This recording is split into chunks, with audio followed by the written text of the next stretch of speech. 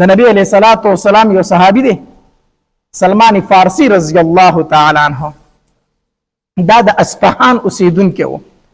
اصفهان دا په ایران کې یو علاقه ده د هغه اوسیدونکی و او د یو غټ جاگیردار د یو مالدار سړي زوی و. جیداد هم ډیرو او پلار مذهبي سړی هم و. اصل کې پلار چې ونه مجوسی و. مجوسی هغه چاته ویل شي چې د اور عبادت کوي. اوس هم په دنیا کې څه خلک شته د اور عبادت کوي، بس دغه نگرانی دی چې اور چرته مړ نشي نو د قیامت پورې هغوی د خپل اور بلی هغه مړ کېدو ته نه ورکوي او د هغې اور عبادت کوي. نو د ده پلار مجوسي و په خپل مذهبي کارونو کې دومره مخکې و چې د دوی کومه اتشکده وه، د دوی چې کومه عبادت خانه وه د هغې مشر د ده پلار و. هغې اور نگرانی به د ده پلار کوله، دومره پکې مخکې و. بهر جاگیردار سړی پلار و. نو دوی به دی به پټیو جیداد او هغې ته به تو راته د سلمان فارسي رضی الله تعالی عنه. په دغې وخت کې حق دین چې و صحیح دین هغه دین عیسوي و، عیسایت و، د عیسی علیه السلام دین چې کوم دی دا حق دین و. په دغې زمانه کې دی به چې کله خپلو پټو ته تو خپل جیداد ته به تو نو په لاره باندې د هغې یو عبادت خانه وه د عیسایانو، هغوی به پکې عبادت کوو. نو دی به کله کله هغې ته ورښکاره کېدو. بس د هغې سره خبرې اترې شروع شوې. نو ده ورته وویل چې زه خو مجوسي یم، زه خو د اور عبادت کوم. هغې ورته ویل د اور عبادت ولې کوئ، د الله عبادت ولې نه کوئ؟ د دې اور دې دومره موده بندګي وکړه، دومره وخت عبادت وکړو، زه ته دې اور ته خو لاس دن نه کړه چې سیزي دي او که سیزي دي نه، ډېر وخت یې ورسره دوستانه پاتې شو. په کار ده چې تا خو ونه سیزي که نه، ټول عمر دې عبادت وکړو، اوس دې اور ته خو لاس دن نه کوي. نه دا خو سیزل کوي، دغسې یو عبادت کوي، سوزي دی او عبادت هم کوي. نو عبادت د چا وکړم؟ د یو الله بندګي وکړم. بهرحال د هغې دا خبرې د ده زړه ته پرېوتې. نو ده عیسایت قبول کړو.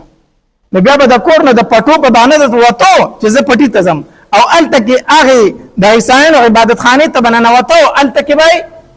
عبادت کو. پلار یې پرې خبر شو. چې پلار یې پرې خبر شو نو دی ډېر زیات ووخو. سلمان فارسي رضی الله عنه ډېر زیات ووخو. ته ما ته هم نه ګورې، زه د خپل دین مشر یم او تا خپل دین پرېښود بل دین دې قبول کو. ډېر زیات یې ووخو، حتی در دې پورې چې په زنځیرانو یې وتړو چې وی تړو. بهرحال دغې عبادت خانې والا ته وویلو چې دلته خو ما پلار نه پرېږدي، په څه طریقه ورته خبر ولېږو. خو ستاسو مین مرکز، ستاسو غټ مرکز کوم ځای کې دی؟ زموږ غټ مرکز په شام کې دی. وی کو چېرته ستاسو څه کسان شام ته تلو ما خبر کړه چې زه ورسره لاړ شم، ځکه دلته ما پلار نه پرېږدي. هغې ته ویل ټیک ده. بیا څه عیسایانو شام ته تلل، ده ته سوال جواب راولېږل چې مونږ ځو که ته راسره ملګری کېږي روان شه. نو سلمان فارسي رضی الله تعالی هغه زنځیران مات کړو، په هره طریقه چې ځان یې کوله وکړو، هغې قافلې ته ځان ورسو او لاړ شام ته ځان ورسو. شام ته وتښتېدو. چې شام ته ورسېد هلته یې تپوس وکړو په تاسو کې غټ پادري دلته کم یو دی، د عیسایانو چې کوم غټ عالم دغه دلته کم یو دی. چا ورته وته نو خو دا دی چې هلته لاړ ډېر ضعیفه پادري و. ده د هغه خدمت شروع کړه، خپله ټوله کیسه ورته وکړه چې پلار مې ډېر مالداره سړی دی او زه د یو مالداره سړي زوی یم، خو پلار مې مجوسي دی او زه یې په دغې باندې مجبوره کړی کړم، زه د کور نه راتښتېدلی یم او ما عیسایت قبول کړی دی. هغه ورته ویل ټیک ده، زما سره به ده به د هغه خدمت کوو، زده کړه به یې ترې کوله. هغه پادري ډېر ښه سړی و، ښه سړی و، نیک سړی و. ده د هغه خدمت کو خو بوډا و. نو چې کله د هغه د مرګ وخت رانږدې شو، د زنکدن ټایم و، بیمار شو، نو ده ورته ویل ته خو مرې مړ کېږې او زه خو مسافر یم، وطن ته واپس تللی نه شم، چې ته مړ شې نو زه به چېرته ځم، ما ته خو هم څه لار وښیه که نه. نو دغې فادري ورته بیا بل فادري وښو، وایي په پلانکۍ علاقه کې زمونږ یو فادري دی او ډېر نیک سړی دی، ته به د هغه خواله لاړ شي چې زه مړ شم. بهرحال دغه پادري مړ شو، دوی دفن کو. چې دفن کو سلمان فارسي رضی الله عنه خپله کډه کندرې راواغسته، روان شو، لاړو هغې بل فادري ته ورسېد. هغه ته خپله کیسه وکړه چې تا له پلانکي فادري رالېږلی یم، هغه مړ دی، خو هغه راته چې د خواله به لاړ شي. هغه ورته وایي ټیک ده. ده د هغه خدمت شروع کړو، د هغه نه یې زده کړه شروع کړه، خو دا دویم فادري چې و که نه دا ښه سړی نه و. سلمان فارسي رضی الله عنه فرمایي دی وایي ټیک سړی نه و، هسې په ظاهر کې د ځان نه یو پیر یو نیک رخ کړی و، خو یې نورو ډېر دنیادار سړی و، پیسې به یې د خلکو نه اخیستلې، په څه طریقه یې جمعواري کوله. ما د ده خدمت کو، دی هم بوډا و، دې رانم په مړ کېدو شو نو ما ورته چې ته خو مرې خو زه به چېرته ځم ده راته درېیم تن یاد کړو چې زه مړ شم هلته به لاړ شي بهرحال دی مړ شو چې دی مړ شو هغې ځای نه روان شوم هغې درېیم پادري له ورسېدم هغه هم ضعیفه سړی و دا خدمت مې کو د هغه هم ټایم د مرګ راغی چې هغه مړ کېده هغه ته مې تپوس وکړو چې ته رانه مرې زه به چېرته ځم هغه راته یوه خبره وکړه هغه راته وي چې زما نه وروسته ته د هېچا خواله مه ځه ځکه زمونږ عیسایت چې دی دا اوس ډېر خراب شوی دی اوس پکې خلکو د ځان نه ډېرې خبرې ویستلي دي اوس داسې یو سړی نشته دی چې زه تا ته وښیم چې د هغه خواله لاړ شه ته د هېچا خواله مه ځه خو زه دا وخت داسې اینم که نه چې د آخرې زمانې د پیغمبر د راتلو ټایم دی موږ د خپلو کتابونو نه معلومات کوو او موږ ته د خپلو کتابونو نه اندازه داسې کېږي چې د آخرې زمانې د پیغمبر د راتلو وخت پوره شوی دی نو ته د هېچا خواله مه ځه د آخرې زمانې د پیغمبر تعالی شروع که زمانه پس سلمان فارسی رضی الله عنه فرمایي هغه ته زه پیژنم څنګه دغه فادری ورته تا ته زه 15 علامات خیم چې دا 15 نښې پکې موجود وي که نه دا به د آخرې زمانې پیغمبر وي کمې وي یو دا چې د آخرې زمانې پیغمبر چې په کومه علاقه کې پیدا کېږي هغه به شګله نظمه کوي تش بیابان به وي شګې به وي شینکې به پکې نه وي یو دا علامت دی دویم دغه پیغمبر چې کومې علاقې ته هجرت کوي په هغې علاقه کې به کجورې ډېرې زیات وي کجورې به پکې زیات وي درېیم علامت د دې پیغمبر دا دی چې صدقه به قبلوي خو خوري به یې نه او څلورم علامت دا دی چې هدیه به قبلوي هم او خوري به هم او پنځم علامت دا دی چې شاته د ولو په منځ کې به مهر نبوت وي دا پنځم علامت دی دا 15 خبرې چې دی به پرې وموندلې که نه دا د آخرې زمانې پیغمبر دی سلمان فارسی رضی الله عنه فرمایي وایي دغه پادري مفات شو مونږ دفن کو او زه دغه د خوا نه رووتم او ځان له مې څه ګډې بیزې واغستې تجارت مې شروع کو چې دا تجارت به کوم او دا ګډې بیزې به څارومه دا شپانه خو ګرځي په هر علاقې ته دی رسېدلی که نه نو ګرځم او د خلکو نه به معلومات کوم د آخرې زمانې پیغمبر پسې به ګرځم ګډې بیزې مې واغستې ځان له مې تجارت هم کو هغه مې سرولې هم په خشکو په بیابانونو باندې به ګرځېدم یو قافله را سره میلو شوله د هغې نه مې تپوس وکړم چې تاسو د کومې علاقې یئ ما ته وی چې موږ د مکې یو ما وی چې یاره داسې دې زمانه کې به تاسو خبر شوي نه یې چې چا د پیغمبرۍ دعوه خو به نه یې کړي یا هغوی راته وایي چې هغه زموږ په علاقه کې دی که نه زموږ د علاقې سره د پیغمبرۍ دعوه خو کړي یو هلک راوتی دی ما ورته وایي چې ستاسو په علاقه کې موجود دی وی چې او ما چې ستاسو علاقه څنګه علاقه ده چې یاره زموږ علاقه خو تشې شګې دي نو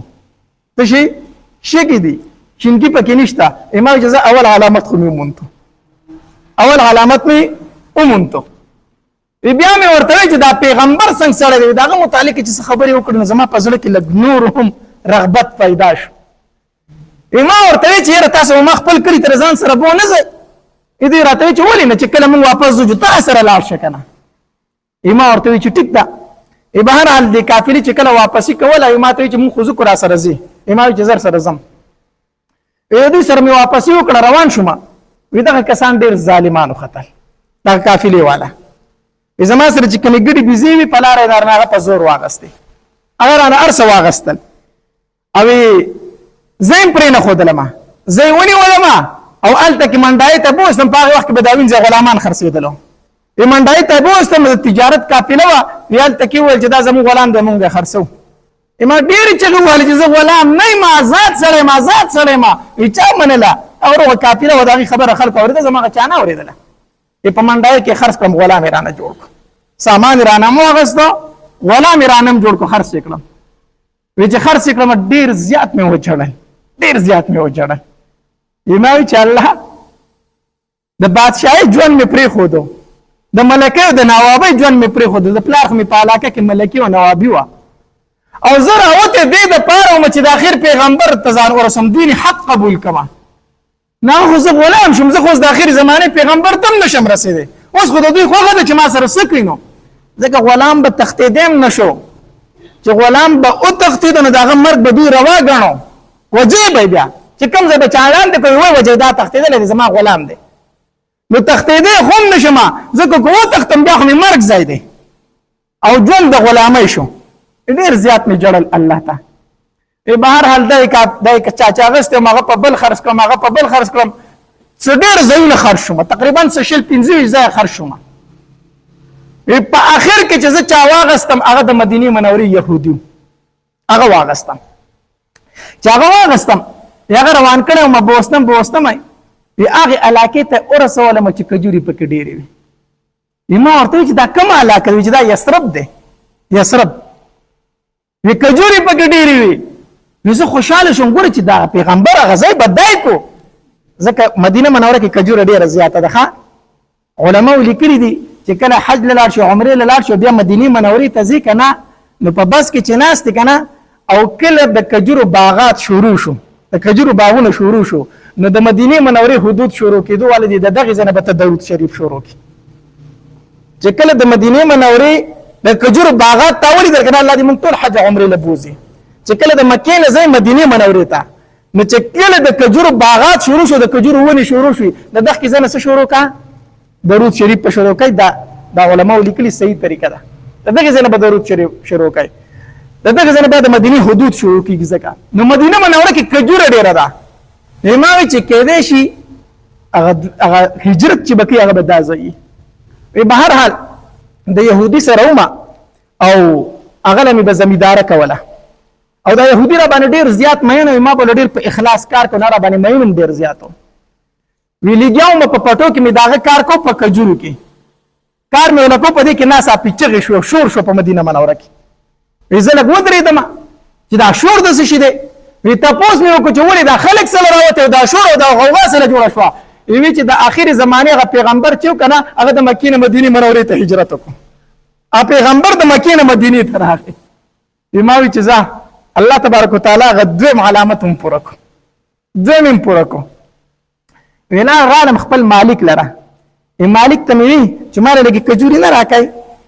غلام دی که نه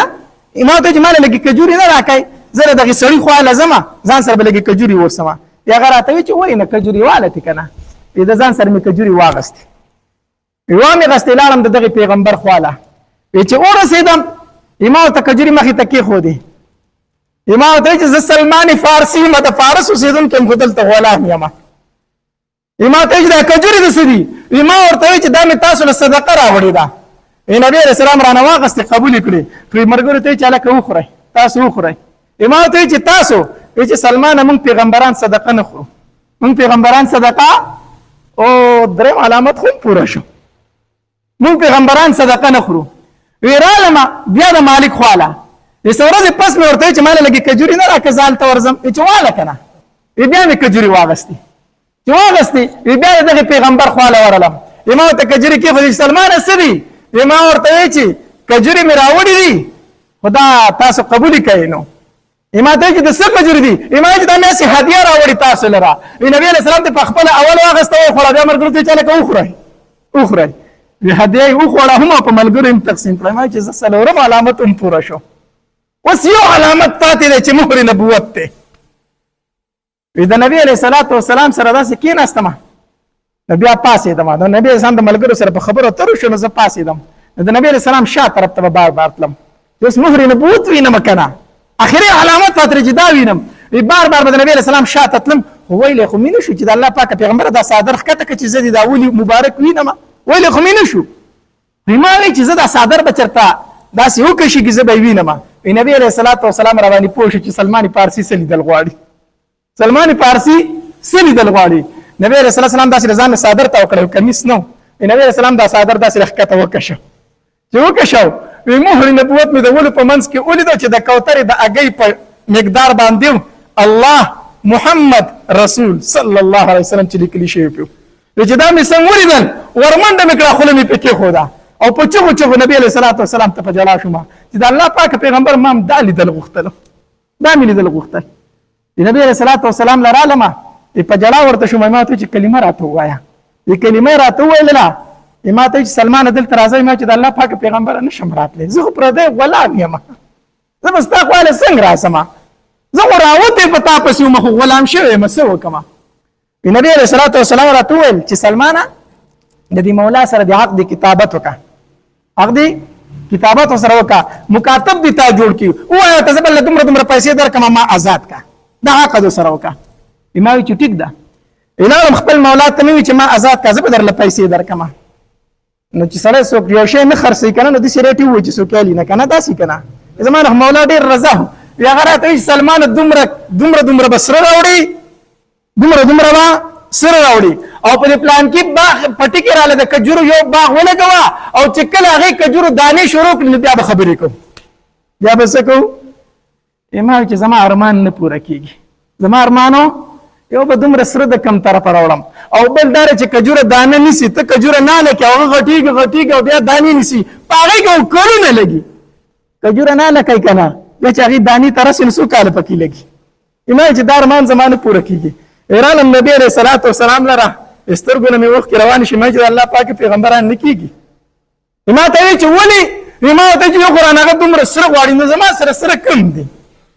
زه غلام یم او دویم هغه چې کجور باغ را لولګو چې دانی ونیسي بیا به آزاد ومه دا کېږي نبی علیہ الصلوۃ والسلام راته فرمایل چې سلمان دا خبر سره پخه کا دا ور سره سکا پخه کا الله پاک پیغمبر سره کوم دي بس تو سره خبرو کا حق سره کا به سره پوره کا سید زلالم امام مولا ته چې دا حق درته منظور دی درته څه دی به زمون منظور دی چې سید هغه په خندا شي سید چې ته مال باغ لګای بیا کجوري کې بیا ورسته ګورو صحیح شو به مې سره وکړه ورځ لګي غونته تیر نه وی چې نبی رسول الله سلام را پسې سوال جواب کوي سلمانی فارسی ته زما خواله راشي اذا نبی رسول الله سلام خواله را لمه نبی رسول الله سلام را سره راکړو چې سلمان د سره والا د سره والا الله قربان شم د خپل محبوب نه سره سوک چاله ورکی په کیلوګانو سره سوک چاله ورکی نبی رسول الله سلام ته د یو تن اسلام دومره خو د یو مسلمان آزادېدل ورته دومره خو مسلمان والا د سره دا الله پاک پیغمبر هغه چې کوم سره یادې دا خلک دي دا خو نه پوره کیږي سلمان دا اوس ته خو تداوت لکنه دا خورته اوتله چې سره می وړو مولا لا می وړو مولا تمه چې دا سره اوتله چې هغه اوتل چې څومره هغه ولې دومره اوختل هغه سره ولګ ما چې وړو ولګ خو چې څومره هغه ولې دومره اوختل دا د نبی رسول الله سوا معجزه و د نبی رسول الله خیال سره خوش اوس کجوري بس کیږي نبی علیہ الصلوۃ کجورو د کار ټیم راغی نبی علیہ الصلوۃ والسلام راته چې سلمان ته چې زمکه برابر کی بیا ما ته سوال جواب وکړه چې کجوري پکې درلو وکړو کجوري پکې درلا ما چې زمکه برابر کا نبی علیہ السلام علیهم د الله پاک پیغمبر زمکه می تیار کړی د کجوري پکې کړل غواړي نبی علیہ الصلوۃ والسلام مرګره شو صحابه کرام ور سره دي لاس په سوک نه ورړی کجوري ز په خپل کرم